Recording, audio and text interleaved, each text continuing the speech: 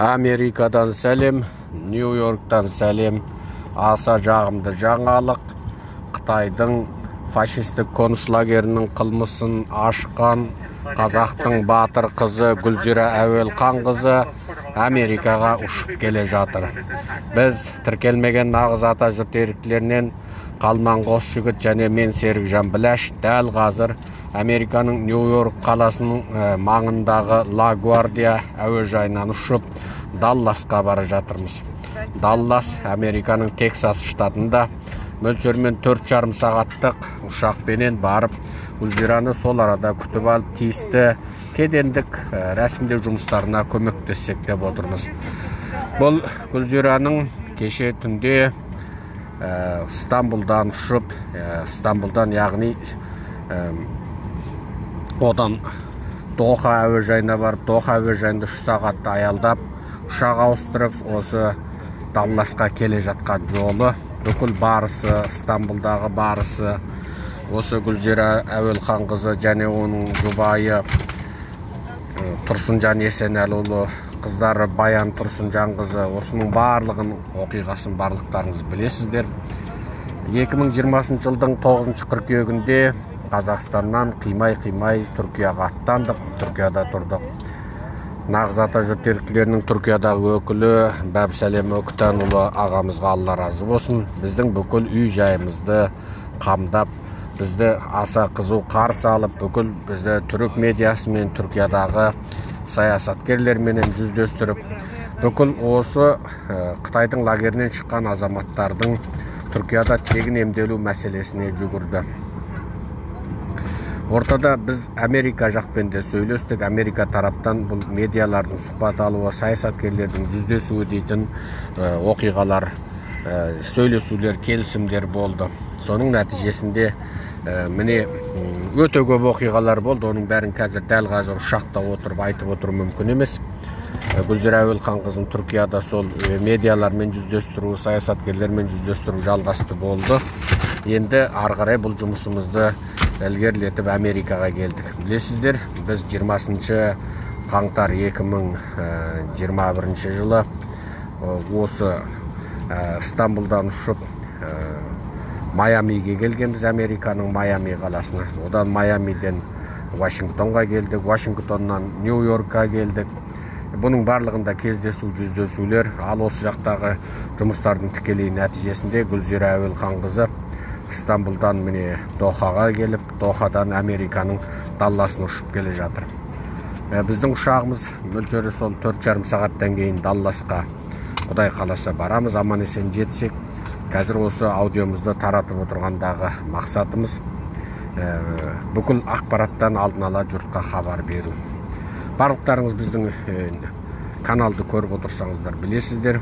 Гүлзира Әуелханқызы 2018 жылы декабрьдің 31 күні Американың Radio Free Asia-сіне сол нағыз ата жұрт еріктілері қамдаған ақпарат бойынша өз істеген зауыт туралы ақпаратты жіберіп берген. Сол өз істеген зауыт, Джован киім-кешек зауыты, Жафан киім-кешек зауыты туралы ақпараттарды біз Қытайдың интернетіне VPN арқылы кіріп, бұл ақпараттарды, яғни сол қандай зауыт деп анықтап, күйеуін Тұрсынжан Есенәліден.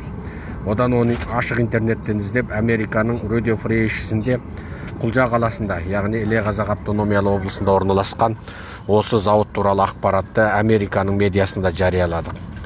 Ары қарай бұл Қытайдың өз ішкі медиаларындағы ақпараттарды да түсіріп алып, бұл зауыттың суреті, аты жөні, қандай киім-кешек өндіретінді барлығын дәлелдеп көрсеткенбіз.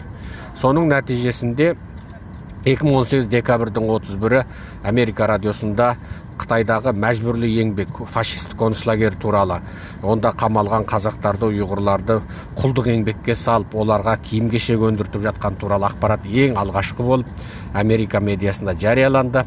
2020 жылдың күзінде Америка кедені ресми түрде осы зауыттың өнімдеріне тыйым салды. 2020-ның күзінде естісеңіздер, біздің Ата жұрт Қазақ Human Rights YouTube каналымыздағы лекциямызда жарияладық.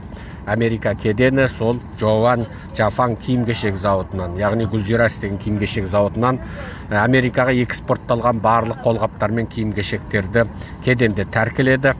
Ал ұзақ уақыт 80 неше мәрте видеоконференциялар, зерттеулер, сөйлесулер онлайн ұйымдастырудың нәтижесінде Америка үкіметі Қытайдағы мәжбүрлі құлдық еңбек фактілеріне толық көздері жетіп, тіркелмеген нағыз атажұрт еріктілерінің қамдаған фактілер бойынша бүкіл Қытайға тәуелді осы күндегі Шыңжаңнан, яғни Шығыс Түркістаннан келетін барлық мақта өнімдері мен помидор өнімдеріне тыйым салды. Енді осы дәлел фактілерді беруші Гүлзира Әуелханқызын біз қазір міне Америкаға алдырып отырмыз. Америкада ол медиалармен жүздеседі, адамдық құқық ұйымдармен жүздеседі. Құдай қаласа Америкадағы лауазымды тұлғалармен, саясаткерлермен жүздеседі. Ең бастысы жаңағы Гүлзира Әуелханқызын біз осы Америкада тағы бір мәрте өзінің бүкіл еңбектері бұғанға дейін көрінген, оны уағында жариялап отырғанбыз. Анығында Гүлзира Әуелханқызының бізге жеткізген фактісі сол Жауан Жафан киім-кешек зауыты деген ақпаратты жеткізді. Ол ақпаратты біз ары қарай оның қандай зауыт екенін әлемге жеткіздік. Сөйтіп ең соңында қысқасы осы нәтижеге жеткіздік. Қазір енді осы біз берген фактілердің нәтижесінде Қытай жылына $100 миллиард зиян шегеді. Енді соны әлемдік деңгейде кеңітсек деген ойымыз бар. Енді Гүлзираның жаңағы денсаулығын Америкада тексеру жұмысы енді осы келе сала басталады. Қандай медициналық сұмдық зат эксперименттер жасалған егер дәлелденсе, ол да әлемдегі сұмдық ақпарат болады. Біздің мақсатымыз бірі Қытайдың қылмысын ашу, екіншісі Гүлзира Әуелханды толық емдеп, осы Америкадағы адамдық құқық ұйымдарымен жазу. Алдағы жоспарымыз осы. Бізді енді Даллас әуежайына жеткеннен кейін Гүлзирамен жүздесіп, болғаннан кейін сіздерге тағы ақпарат беруге тырысамыз. Дұғада болыңыздар, жақсы тілек тілеңіздер. Бәріміз аман, ел жұртымыз тыныш болсын. Енді жасырары жоқ. Осығанға дейін біз 2020 жылдың январының 1-нен бастап жасырын сұхбат деген сұхбатты шығарғанбыз. Себебі Қытайдан лагерден шыққан адамдар өте көп. Фашистік концлагерде қорлық көрген, неше түрлі адам айтпайтын азаптарды көрген азаматтар қанша көп болғанымен, олар неше түрлі уайымдайтын, алаңдайтын нәрселеріне байланысты Қытайдың фашистік қылмыстарын әшкерелеуден қорықты. Солардың сол психологиясына байланысты біз жасырын сұхбат деген сұхбат форматын ойлап таптық. Сонымен сол адамдар бізге жасырын сұхбат берді. Енді осы жалпы лагерде болған, денсаулығынан айырылған, жаңағы психологиялық, физиологиялық, рухани денсаулығы, тән денсаулығы, жан денсаулығы зақымдалған барлық адамдар бізге тіркелмеген нағыз атажұрт еріктілеріне, оның Алматыдағы өкілдеріне хабарласыңыздар. Бізге жасырын сұхбат бересіздер. Денсаулықтарыңыздағы барлық ақауды біз Америкадағы адамдық құқық ұйымдары арқылы тегін емдетеміз. Ашыққа шықпасаңыз да болады. Себебі енді жасырары жоқ, біздің үмітіміз сіздің ашыққа шыққаныңыз. Бірақ өте көп адам қорқады, лагердің қылмысын ашудан қорқады. Осығанға дейін қаншама азаматтар ашық кеудесін керіп шығып отырып, әрине бәрінің онда туыстары бар, таныстары бар, тіпті бала шағасы, отбасы бар.